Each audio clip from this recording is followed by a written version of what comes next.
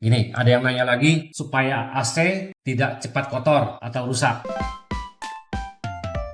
Supaya tidak cepat kotor ya, satu, tidak nyala. Tidak nyala pasti tidak kotor. Tapi kalau AC kita butuh, berarti kita harus nyalain. Kalau kondisi nyala dan tidak mau cepat kotor, penanganannya apa? Satu, ruangan itu harus benar-benar bersih. Jadi debu, kita vakum ruangan itu harus berkala terus. Terus kalau memang tidak bisa divakum berkala, sering-seringlah kita membersihkan saringan udaranya yang dalam bentuk jaring-jaring. Biasanya kalau di unit itu kan kita buka covernya atas, di situ kan ada jaringnya. Jaringnya itu sering-sering kita bersihin. Jadi kondisi rumah yang menentukan juga itu AC cepat kotor atau tidak gitu.